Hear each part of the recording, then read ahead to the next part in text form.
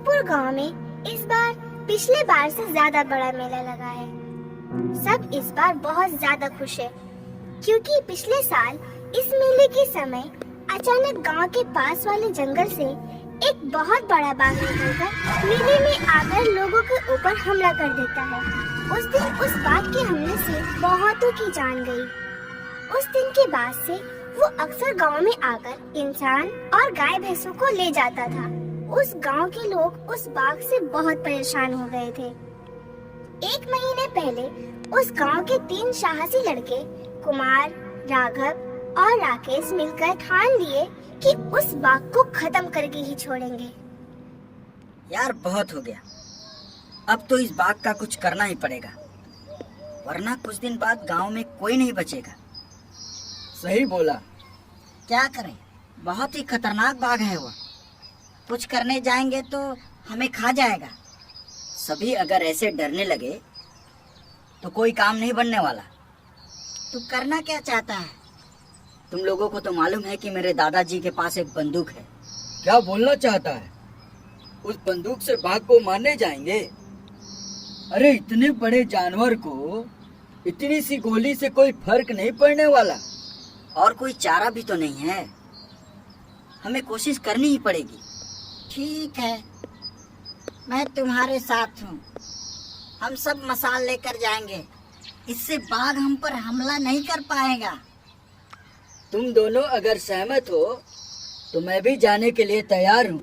2 दिन बाद तीनों तैयारी के साथ निकल पड़े। साथ में वो बंदूक, कुछ गोलियां और 2 मशाल था। वो लोग सुबह जंगल के अंदर घुसे, पर बाघ को ढूंढते ढूंढते शाम हो गई। बाघ कहीं भी दिखाई नहीं दिया। वो तीनों जंगल से जब निकलने ही लगे थे, तभी उन लोगों को कुछ आवाज सुनाई देती है। कुछ सुनाई दिया तुम लोगों को? हाँ, मुझे भी सुनाई दिया। तभी उन लोगों के पीछे से सूखे पत्ते के ऊपर चलने की आवाज आई। उसके बाद जब सब पीछे मुड़ के देखे तो पेड़ और झाड़ियों के पीछे से उन लोगों को गुर्राने की आवाज सुनाई देती है। राघव और कुमार तुरंत मशाल जला लिए। तभी उन लोगों को झाड़ियों के पीछे एक बाघ दिखाई दिया। राकेश झाड़ियों में निशाना लगाकर 2 गोलियां चलाया। तब झाड़ियों के पीछे से गुर्राने की आवाज आई। फिर सब कुछ शांत हो गया, पर झाड़ियों के पीछे जाकर देखने की हिम्मत उन तीनों में से किसी के पास नहीं थी। तो वो लोग लौट आए और गांव में खबर फैला दिए कि बाघ मर गया। पहले पहले तो गांव वाले यकीन नहीं किए, लेकिन जब उस दिन के बाद से वो बाघ गांव में और नहीं आया, तो सबने यकीन कर लिया कि वो भयानक जानवर मर चुका है। गांव वाले बहुत खुश हुए। इस बार मेले में गांव के बाहर से भी बहुत सारे लोग आने लगे। मेले के दूसरे दिन जंगल की तरफ से एक लड़की मेले में घूमने आई। वो इतनी सुंदर थी कि मेले में आए सभी लोग बस उसे ही घूर रहे थे। वो लड़की अकेली मेले में घूम रही थी। थोड़ी देर बाद वो फिर से जंगल की तरफ चली गई। 2-3 लड़के उसके पीछे गए, पर वो सब लौटे नहीं। दूसरे दिन भी वो आई, मेले में घूमी और चली गई। इस बार भी एक लड़का उसके पीछे पीछे जंगल के अंदर गया। ऐसे ही वो लड़की रोज ही मेले में आने लगी। तीनों दोस्तों ने भी उस लड़की को देखा था। उनमें से राकेश मन ही मन उससे प्यार कर बैठा और उससे शादी करने का ठान लिया। वो अपने बाकी 2 दोस्तों से इस बारे में कुछ नहीं कहता, लेकिन उस दिन के बाद से वो लड़की आई नहीं। मेला खत्म हो गया। राकेश मायूस हो गया। ऐसे और कुछ दिन बीत गए। एक दिन राकेश ने देखा वो लड़की गांव में घूम रही है। उसे देख राकेश खुशी से झूम उठा और वो लड़की जब जंगल की तरफ जाने लगी तो राकेश भी पीछे पीछे जाने लगा। राकेश को पीछे आते हुए देख वो लड़की मुड़ के खड़ी हो गई और कही, तुम इस तरह मेरा पीछा क्यों कर रहे हो? जब से तुम्हें देखा है तब से ही मैं तुमसे प्यार करने लगा हूँ और तुमसे शादी करना चाहता हूँ। मैं भी पहले दिन से ही तुम्हें पसंद करती हूँ, मगर तुम मेरे बारे में कुछ नहीं जानते हो। अभी तुम्हें यहाँ नहीं होना चाहिए। तुम जल्दी यहाँ से चले जाओ। नहीं, मैं तुम्हारे साथ जाना चाहता हूँ। तुम क्यों नहीं समझते? ये जगह तुम्हारे लिए खतरनाक है। जो भी हो, मैं तुमको छोड़ के कहीं नहीं जाने वाला। तब उस लड़की की आंखें गुस्से से लाल हो जाती है और चेहरा भी भयानक हो जाता है। तब वो गुस्से में एक डरावनी आवाज में कहती है, तुम मेरी बात समझ नहीं रहे हो, तो फिर भुगतो। देखते ही देखते वो खूबसूरत लड़की एक भयानक बाघ बन जाती है। ये देख राकेश का होश उड़ जाता है। वो डर के मारे भागने लगता है। वो सीधा गांव में आकर रुकता है और रुकते ही वो बेहोश हो जाता है। गांव वाले उसे उठाकर उसके घर में लेकर आते हैं। जब उसको होश आता है तब वो इतने सदमे में था कि किसी को कुछ नहीं बता पाया। कुछ दिन बाद जब राकेश थोड़ा सा ठीक हुआ तब एक दिन कुमार आकर कहा, अरे भाई, क्या चक्कर चलाया है यार? वो लड़की तो तेरे घर का पता पूछ रही है। ये सुनकर राकेश बहुत डर गया और कहा, मत बताना कि मैं यहाँ हूँ। इतने में दरवाजे में किसी की खटखटाने की आवाज आई। मत खोलना दरवाजा। लेकिन क्यों यार? शायद वहीं आई है।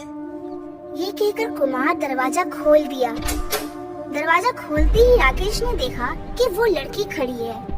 तुम मुझसे शादी करने का वादा करके चले आए और मैं तुम्हारा इंतजार करती रही। मैं तुमसे शादी नहीं करना चाहता। आप लोग ही बताइए, क्या ये सही है? तब गांव वाले राकेश की एक नहीं सुनते और दोनों की शादी करवा देते हैं और वो लड़की राकेश के साथ रहने लगती है। हर रात वो बाघ के रूप में आकर गांव में शिकार ढूंढने जाती है और गांव के गाय बकरी मारकर खाती है। कभी कोई इंसान घर के बाहर सोया हुआ मिल जाए तो उसे भी मारकर खा लेती है। राकेश सब देखकर भी कुछ नहीं कर पाता क्योंकि उसकी पत्नी उसे धमकी दी है कि अगर राकेश किसी को कुछ कहेगा तो उसे भी जान से मार डालेगी। कुछ दिन ऐसे ही बीत जाता है। डर के मारे राकेश एकदम सूख जाता है। एक दिन राघव और कुमार राकेश से मिलने आते हैं। तब राकेश की पत्नी घर पर नहीं थी। राकेश का चेहरा देखकर वो दोनों चौंक जाते हैं। अरे यार, तू इतना सूख क्यों गया है? तेरी बीवी तुझे खाना नहीं देती क्या? तब राकेश उन दोनों को सब बात खोल कर बताता है। सब सुनकर दोनों हैरान हो जाते हैं।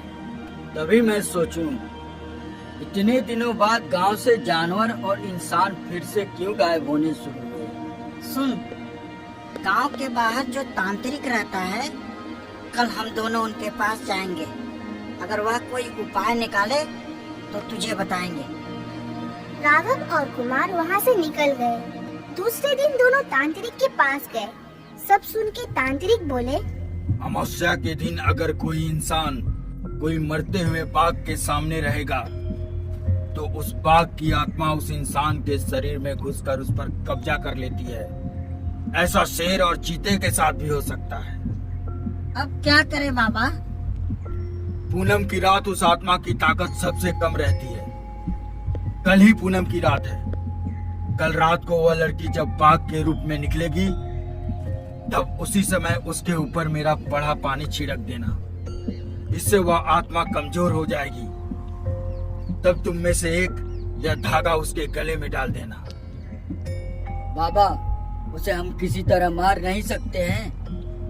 हाँ, मार तो सकते हैं, लेकिन वह आत्मा एक मासूम इंसान के अंदर है। हम किसी इंसान को नहीं मार सकते। धागा डालने से वह चुड़ैल शरीर से निकलकर बाहर आ जाएगी। तब इस त्रिशूल से तुम लोगों को उसकी दोनों आंखों के बीच वार करना होगा। वह आत्मा खत्म हो जाएगी। ठीक है, जैसा आप कहें। दोनों अगले दिन सुबह राकेश को जाकर सब कुछ बताते हैं। रात को तांत्रिक समेत 3 राकेश के घर के बाहर इंतजार करने लगे। जब वो लड़की बाघ के रूप में घर